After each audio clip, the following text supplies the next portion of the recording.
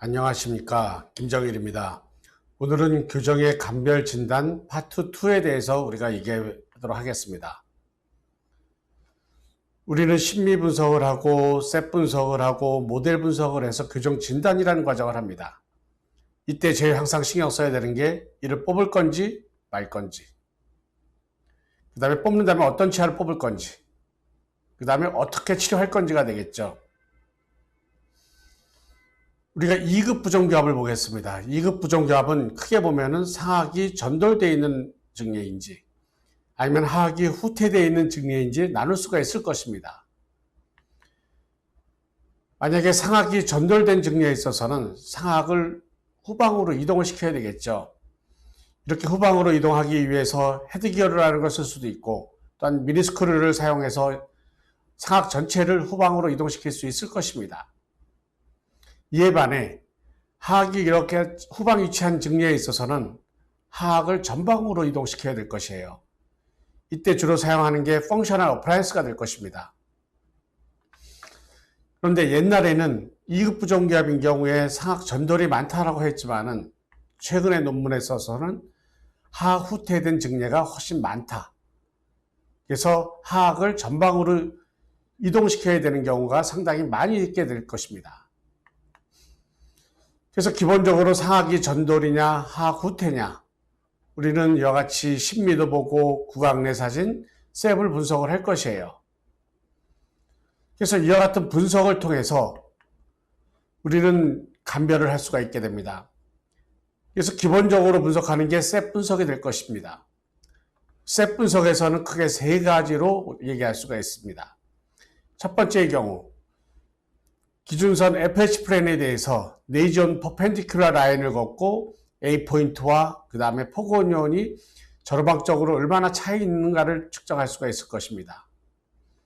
두 번째의 경우는 콘딜리언 포인트에서 A 포인트까지의 거리, 콘딜리언 포인트에서 그나시온까지의 거리, 그래서 이펙티브 맥실라리 맨디블라 랭스의 길이를 재서 길이로서 부조화가 어디에 있는지 평가할 수가 있을 것입니다. 세 번째 계측 항목에 있어서는 기준선 FH에 대해서 그 다음에 네이전 포고니온 페이셜 플랜과 그 다음에 네이전 A 포인트 포고니온 앵글 오브 컴팩시티를 재가지고 A 포인트가 앞으로 나와 있는지 아니면 B 포인트가 후방에 위치해 있는지 평가를 하게 됩니다. 유명한 연예인입니다. 동양인과 서양인에 있어서는 두개골의 차이가 나게 됩니다. 동양인에 있어서는 기본적으로 단두개 두형이라고 얘기를 해서 쉽게 얘기해서 셀라에서 네이전까지의 거리가 짧습니다. 이에 반해 서양인인 경우에는 장두형 두상입니다. 그래서 셀라에서 네이전까지의 거리가 길게 됩니다. 기본적으로 측모를 평가할 때 많이 사용하는 평면이 내추럴 헤드 포지션에서 기준을 잡습니다. 이렇게 내추럴 헤드 포지션, 서브 네이잘 라인 포인트를 기준으로 잡아서 호리존탈 라인, 그 다음에 버티컬 라인을 거서 그 다음에 A 포인트, 그 다음에 포고니오 포인트가 얼마나 위치해 있는가를 평가를 할 수가 있게 되겠죠. 이 환자 보게 되면은 하악이 후퇴되어 있는 걸 볼 수가 있게 됩니다. 구강내 상태에서 보면은 과도한 오버젯을 볼 수가 있죠. 이 환자 셋 분석을 보겠습니다. 네이전 퍼펜디큘러 라인, 빨간 선 상태가 되겠습니다. A번이 페이셜 앵글이에요. 페이셜 앵글은 하악은 정상입니다. AB 플랜 앵글도 저로방적으로 정상의 상태가 됩니다. 이렇게 셋 분석과 에스테틱 분석에서 차이가 날 수가 있게 됩니다. 이 환자들 보시면은 오버젯이 큰 걸 볼 수가 있게 됩니다. 페이셜 앵글 85도, 그 다음에 AB 플랜 앵글 유환자도 마이너스 3도입니다. 1급의 상태가 됩니다. 그럴 때 셋 분석을 먼저 봐야 될까요? 에스테틱 분석을 먼저 봐야 될까요? 저는 에스테틱 분석을 먼저 봅니다. 그래서 에스테틱에서 지금 상태에서 측모가 양호한 얼굴인지 양호하지 않은지 평가합니다. 그래서 2급의 얼굴입니다. 2급에서 보시면은 하악이와 같이 들어가 있는 걸 볼 수가 있고 3급의 얼굴입니다. 3급에서도 마찬가지로 내추럴 헤드 포지션에서 서브 네이잘레를 지나는 요 X축, X선, Y선을 거쳐 이와 같이 하악의 전후방적인 상태, 상악의 전후방적인 상태를 평가할 수가 있게 됩니다. 그래서 2급인 경우에 있어서는 먼저 하악을 앞으로 끄집어내서의 얼굴 모습을 평가를 합니다. 2급인 경우에는 당연히 오버젯이 크기 때문에 위아래가 튀어나와 있는 양상으로 보이게 돼요. 이 환자를 엣지 투 엣지 바이 상태에서 보게 되면은 얼굴은 약간 길어 보이게 됩니다. 그런데 하악이 전방으로 위치해서 측모는 더욱더 양호한 모습을 볼 수가 있게 됩니다. 이 환자 CO 상태의 구강내 상태가 됩니다. 엣지 투 엣지 상태의 구강내 상태 모습이 되겠습니다. 그래서 엣지 투 엣지 상태의 얼굴을 봐서 입이 튀어나왔냐 아니냐를 보죠. 튀어나온 경우에는 바람직하지 않은 얼굴이 될 것이에요. 이것은 무엇을 의미를 하게 될까요? 하악은 정상인데 상악이 튀어나와 있는 경우를 의미를 하게 됩니다. 또 하나의 경우는 이와 같이 로어 엔테리어 페이셜 하이트, ANS에서 멘툼까지 거리의 길이가 긴 경우가 되겠죠. 이에 반해 하악을 앞으로 끄집어내서 양호한 얼굴이라는 것은 무엇을 의미를 하게 될까요? 상악은 정상인데 하악이 후방 위치한 증례이거나 아니면 수직적으로 버티컬 데피션시를 가진 문제가 있는 증례라고 얘기할 수가 있을 것입니다. 이 환자는 3급 부정교합 환자입니다. 전치부 및 그 다음에 구치부 반대교합을 보이게 됩니다. 하악에서는 약간의 총생, 상악도 모더레이트한 총생을 보이게 됩니다. 이런 환자인 경우에는 하악을 먼저 가능하면 늘 때까지 뒤로 넣고 나서 평가를 하게 되는 것이에요. 엣지 투 엣지가 되면 가장 좋지만은 엣지 투 엣지가 안 될 수도 있습니다. 특히 골격적인 문제가 있는 증례에서는 엣지 투 엣지가 안 되게 됩니다. 그래서 이 환자 CO 상태의 프로파일을 보겠습니다. 아래턱이 앞으로 나와 있는 걸 볼 수가 있게 돼요. 반면에 하악을 뒤로 넣고 나서 모습을 보게 되면은 안모는 정면에서 봤을 때도 더욱더 양호한 모습, 측모에서도 양호한 모습을 볼 수가 있게 됩니다. 그래서 임상 분석에 있어서는 먼저 이와 같이 하악을 뒤로 넣고 나서의 모습을 보게 됩니다. 그래서 양호하지 않은 경우에서는 무엇을 의미를 하게 될까요? 상악은 정상인데 하악이 진짜로 전돌된 증례이거나 아니면은 로어 엔테리어 페이셜 하이트가 긴 하안면 고경이 긴 증례가 될 것입니다. 이에 반해 하악을 뒤로 넣었을 때 양호한 얼굴은 무엇을 의미하게 될까요? 하악은 정상인데 상악이 열성장이거나 또한 수직적인 부조화를 가진 증례라고 얘기를 할 수가 있을 것입니다. 이와 같이 3급 부정교합인 경우에 있어서는 이것 외에 여러 가지를 같이 평가를 합니다. 이 환자가 엣지 투 엣지 바이시 되는지 아니면은 유전적인 증상이 있는지 부모님이 아래턱이 나와 있는지 안 나와 있는지 그 다음에 환자가 입술을 잘 다물고 있는지 없는지 그 다음에 D번이 지금의 상태가 되겠죠. 엣지 투 엣지 상태 프로파일 보고 그 다음에 광대뼈 주위에 특히 미드페이스의 발육이 잘 돼 있는지 안 돼 있는지 평가를 하게 됩니다. 왜냐하면 상악골의 발육은 이와 같이 광대뼈, 미드페이스의 발육과 밀접한 연관이 되어 있습니다. 광대뼈가 안으로 들어가 있는 경우에 상악골이 전방으로 나오기가 쉽지가 않을 것입니다. 또한 로어 엔테리어 페이셜 하이트를 보고서 평가를 하게 됩니다. 이 환자는 정주황이 삐뚤어져 있습니다. 좌측에서는 1급의 견치 관계를 보이고 있지만은 우측에서는 풀크레스2의 양상을 보이게 됩니다. 이런 경우에는 정주황을 마치고 나서의 얼굴 모습을 평가를 합니다. 우측이 풀크레스2의 모습을 가지고 있기 때문에 이런 경우에는 하악을 앞으로 끄집어내서 모습을 평가하시면 될 것입니다. 이 환자 보시면은 CO 상태에서 측면에서도 하악이 후방 위치된 걸 볼 수가 있습니다. 정면에서 보시면은 입술의 경사도를 볼 수가 있고 그 다음에 하안면 고경이 짧은 걸 볼 수가 있습니다.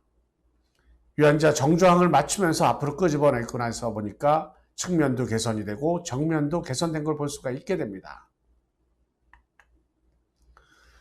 그래서 정주황이 변이가 되어 있는 증리에 있어서는 정주황을 먼저 맞춰놓고 그러면서 입술의 캔팅 유무를 평가를 하게 됩니다. 그래서 이와 같이 좌우가 이와 같이 잘 맞는 경우에 있어서는 양호한 얼굴이 되겠죠. 이런 경우에는 그나마 교정치료로 가능하게 될 것입니다. 그런데 이와 같이 입술에 캔팅이 있는 경우에 있어서는 골격적인 문제를 동반할 수가 있고, 이런 경우에 있어서는 교정치료에 제한이 있을 수가 있을 것입니다. 이와 같은 경우에는 환자가 이러한 입술의 경사도를 수정하고 싶을 때에는 교정치료 외에 수술 교정이 필요할 수가 있다는 얘기가 됩니다. 두 번째 항목에 있어서는 컨비네이션 팩터를 봅니다. 컨비네이션 팩터는 크가 크냐, 컨비네이션 팩터가 작냐. 우리는 이전에 계속 얘기를 하였습니다. 이와 같이 얼굴이 동그란 로앵글이냐, 얼굴이 긴 하이앵글이냐. 처음에는 로앵글은 하이 CF. 처음에 헷갈리실 것입니다. 컨비네이션 팩터는 ODI와 APDI를 더한 것이 됩니다.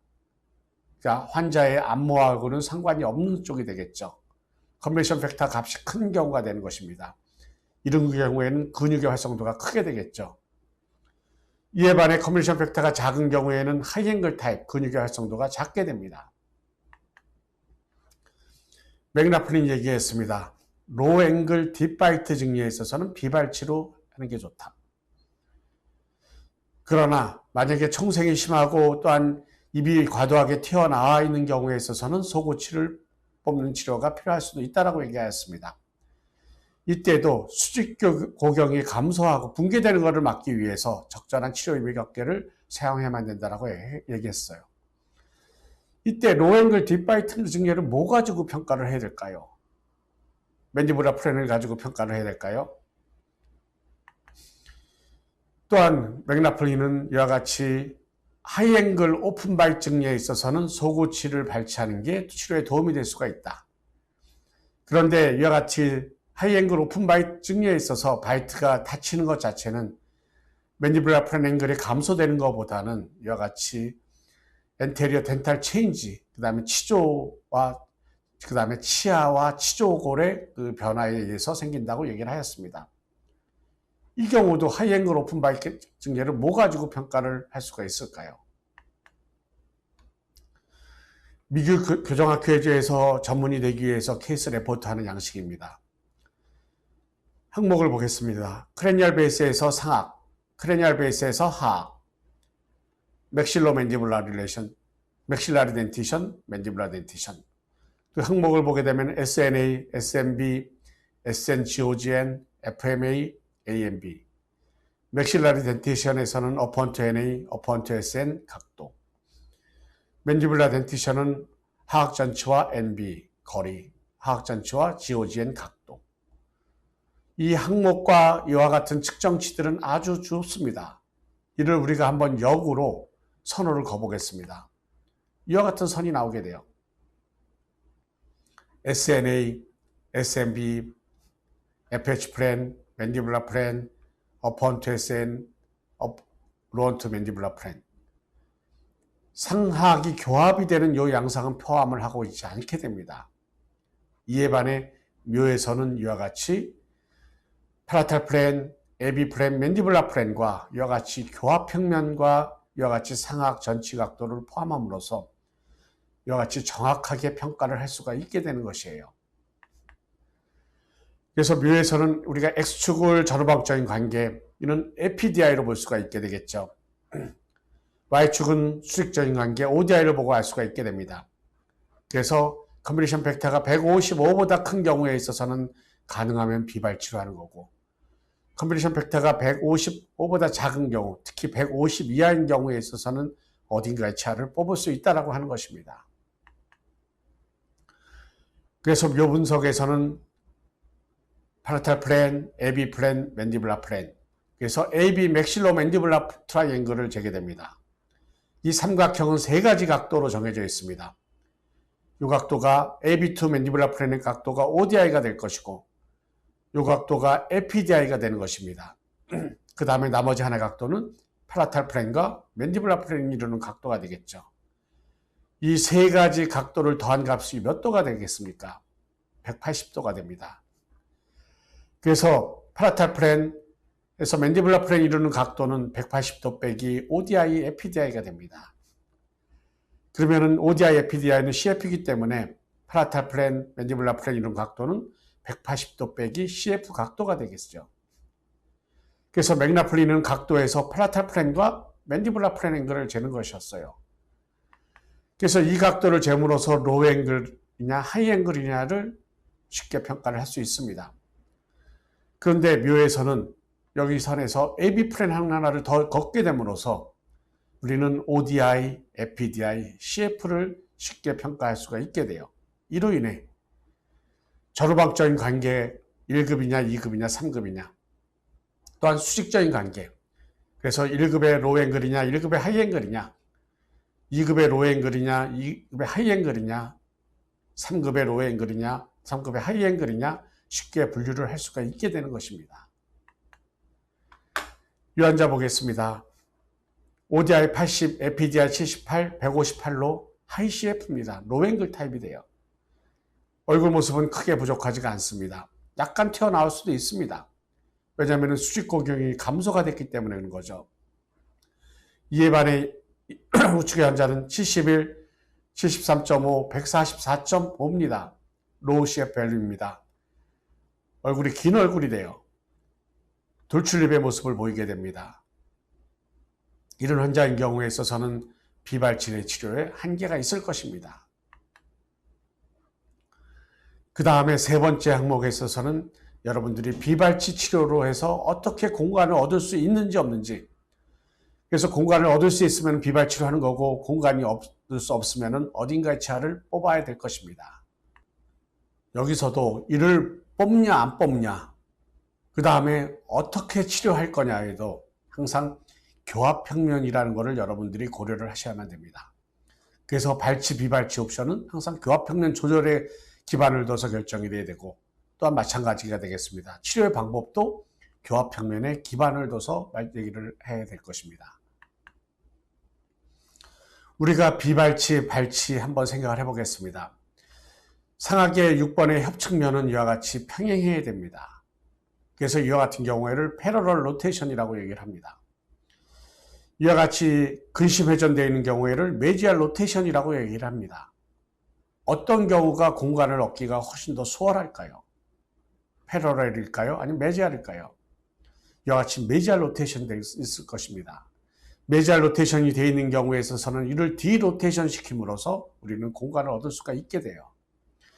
반면에 이와 같이 패러럴 로테이션인 경우에 있어서는 공간을 얻을 수 있는 것은 확대나 아니면 후방 이동이나 전방 이동 등 제한이 있을 수밖에 없을 것입니다. 이와 같이 하악의 딥 커브 오브 스피를 가지고 있을 수가 있고, 또 하나의 경우는 이와 같이 플랫한 커브 오브 스피를 가지고 있을 수가 있습니다. 어떤 경우가 공간을 얻기가 훨씬 더 수월하게 됐을까요? 이와 같이 직립이 되어 있는 경우에는 이 치아를 바딜리로 지체적으로 후방으로 이동하는데 한계가 있을 것입니다. 그런데 이와 같이 근심경사도가 되어 있는 경우에 있어서는 이 치아를 직립시키는 걸 통해서 공간을 얻을 수가 있게 됩니다. 그래서 기존 교정에서는 딥 커브 오브 스피가 있는 경우에 대부분의 경우에 발치 항목으로 포함을 시키지만은 묘에서는 이는 공간을 우리는 직립을 통해서 공간을 얻을 수 있기 때문에 비발치로 먼저 생각을 하게 되는 것입니다. 그 다음에 POP가 평탄합니다. 또 하나의 경우는 POP가 이와 같이 스티프합니다. 어떤 경우가 공간을 얻기가 수월할까요? 직립을 한 경우에 이와 같이 노멀 POP인 경우에 있어서는 POP의 변화를 주기가 한계가 있습니다. 그런데 이와 같이 스티프한 POP인 경우에 있어서는 이거를 변화를 시켜줌으로써 공간을 얻을 수가 있게 된다는 것입니다. 그래서 여기에 대한 것은 다음 강의에서 자세히 얘기를 할 예정입니다. 경청해 주셔서 감사합니다.